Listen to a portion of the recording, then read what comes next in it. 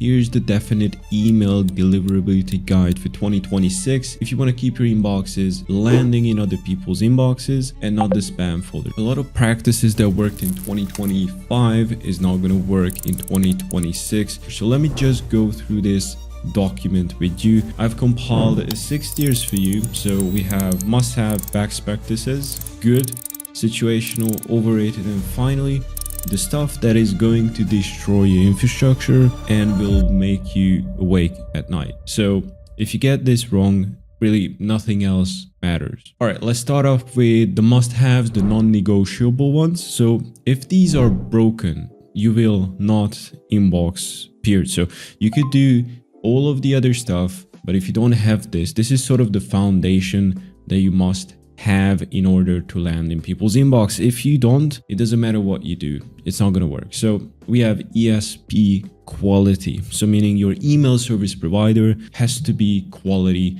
no sketchy inboxes, no sketchy personal inboxes, either Google Workspace, Outlook. I say here only, but if you know what you're doing, you can get away with private SMTP at a large scale. And there are some other SMTP providers that are using leveraged infrastructure that can work as well. If you want emails at a good price, just come to maildoc.co. You can get Outlook, you can get Google Workspace, even the good private infrastructure that I recommend people to do. Currently, everything else is sold out but the Outlook. So by the time you're watching this video, it might be different, but currently Outlook is the best ROI by far. So domain health, it must be clean, must be not affected with huge cold email spikes, no volume spikes, no spam complaints, and bounce rate should be under 5%. So anything wrong that you do will be reflected on your domain health. You can recover the domain health over time through warm up, but this is gonna help you regardless. So there's really all 2 things about the infrastructure that you need to keep in mind. There's nothing else. If anyone tells you otherwise, they're lying to you. They're either lying to you or they don't know what they're talking about. I'm here to tell you the truth because nobody else is going to do it for you. So just listen to me. So that's really the only thing that you need to worry about. If people say something else, it doesn't matter. This is really the only 2 things you can take a look and care about when you're building your infrastructure. There's nothing else that matters. Some people say, hey, H domain is gonna magically save your inboxes. No, they give you a little bit of a boost, but it's not really what you think. If you need more help with it, what you should look for on domain health, we have a separate video on that, so please just watch that. Same thing with ESP quality. So next we have the other tier. So just under must-haves is best practices. This is basically, again, just foundational stuff that you should have. So your list quality, right? So you should be messaging the right role, right company size, right timing, with a message market fit, which is the next section. So your email copy needs to line up with your leads. Again, super duper simple, but many people fuck this up and I just don't understand why. Simple. Message the right people with the right message, with the right infrastructure. That's 90% of what cold email is. And I'm just making videos repeating the same stuff and people still don't get it.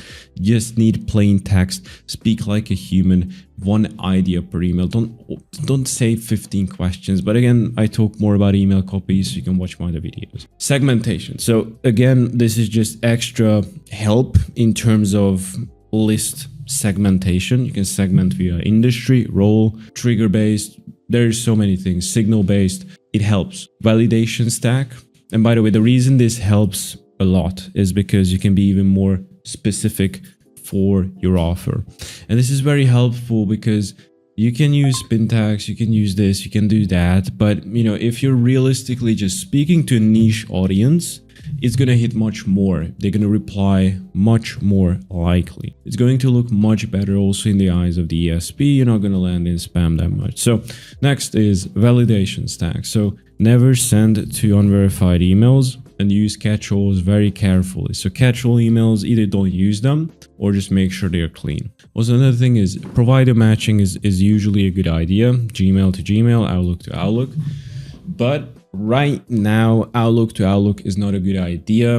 It used to be, but right now, currently, I would recommend to turn it off. The simple logic is basically Outlook tracks more what you're sending to. So let me give you an example. So Outlook, let's say you send 1k emails to Outlook and you get a 1% spam complaint rate. That's 10 people reporting you. That means if you're only sending to Outlook, your spam complaint rate is 1%. But if you're sending 1k emails, 500 to Gmail, 500 to Outlook, and you're getting a 5% spam complaint rate on Google, well, 1% on Outlook, that means on 500 emails, you get 1%, but in the eyes of your ESP, they only see like, hey, this guy sent 1k emails total, and the spam complaint rate to Outlook specifically is 0.5%, since 500 emails was sent to Outlook, and out of those, 1% was spam, so meaning out of the total 1k, 500 went to spam. So very simple.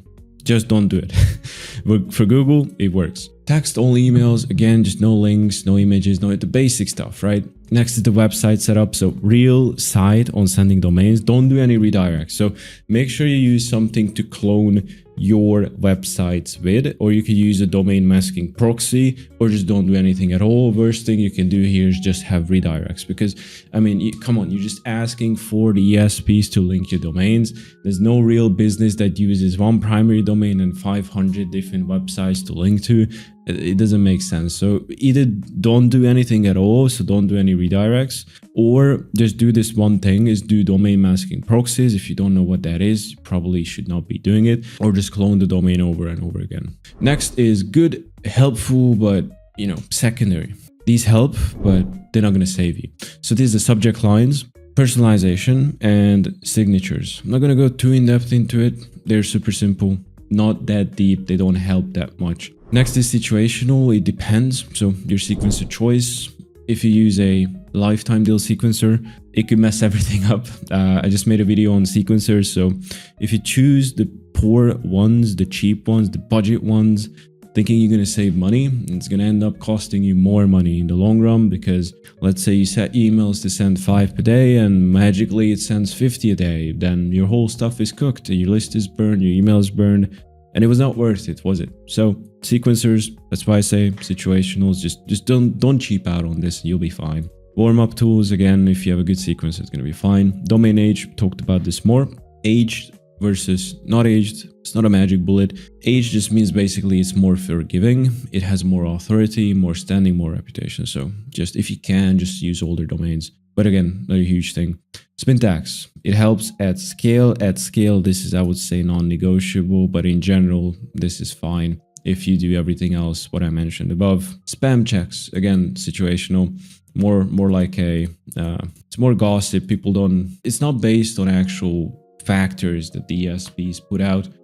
More so it's for people to, there's some logic behind it, but it's not based on theory. It's based on theory, it's not based on facts. So finally, overrated, and then we have this show your infra.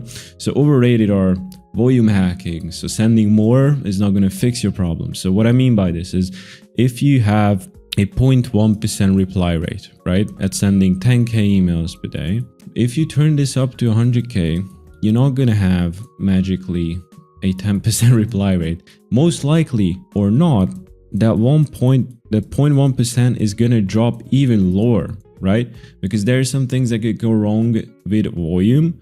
You cannot keep the same good list quality, etc. Many things can go wrong, but it's most likely going to drop. So most likely, if you're scaling things up, don't expect a better response rate, expect a much worse response rate. So in other words, you're scaling the good, you're scaling the bad as well. So if you're scaling a shit campaign, it's going to be bad when it's low sending, it's going to be bad when you're sending high. Also, TLD choice, .com versus .info, it doesn't really matter. The reputation does. So again, just make sure you choose wisely. If you want to save money, use .info, .help, and then spend more on infrastructure. You can send more. That's what I'm doing. Versus the .com snobbery. But also, I mean, there are some niches that people prefer .coms, and it might be worth it for them. Well, teach their own. Hyper first line personalization. Well, this is mostly a waste of time, and ESPs can very easily see past this. The only automated sort of personalization I'm doing is we have scripts, we have automations with campaigns that make each email one-on-one personalized. So basically as if a AI SDR or just a regular SDR had written it. It's basically, it does the research into the prospect and then writes the whole email, not just the first line, one-on-one. That helps very much. But if you're gonna do like a personalization first line based on their LinkedIn bio, even if it lands in the inbox, they're not gonna poop their pants over you knowing they went to Harvard or whatever. It's just a waste of time. And finally, we have destroy your infrastructure. So if you're doing any of these, expect to be cucked. So SMTP blasting. So again, using bad quality SMTP, adding links in your cold email, images, HTML, running bad campaigns for too long. Also, this is way too common. So for example, let me give you an example, right? So your campaign is doing 2% reply rate, but suddenly overnight it drops to 1.5, it keeps dropping to 1%, and then you just let it rip and hoping it's gonna stabilize, fix itself, right? But it never happens. And then you end up with 0.5% response rate. And then at that point, you're kind of cooked, right? Like, why did you let that go? There was obviously something wrong. If the list was bad, you could have swapped it. So you let the campaign run its course and you just exhausted your lead lists. And most likely you have damaged your infrastructure. So you should have killed the campaign, should have done it sooner. So not killing losing campaigns and just ignoring bounce rate and spam signals. This is how you can cook your infrastructure, and also choosing bad providers, but that's not on the list. I think that's pretty self-explanatory. But final key takeaways are basically just focus on these and you're going to be fine. Clean infrastructure, good data, relevant messaging, and just controlled volume. Fix the foundation, then you can actually scale, and that's how you land in the inbox in 2026. Again, it's just very simple. Most people overcomplicate this, but if you want a guide, here it is. If you want the document, message me and I'll send it to you. All right, just follow these tips and you're gonna be fine. If you got any questions, just feel free to message me and I'll see you in the next ones. Cheers.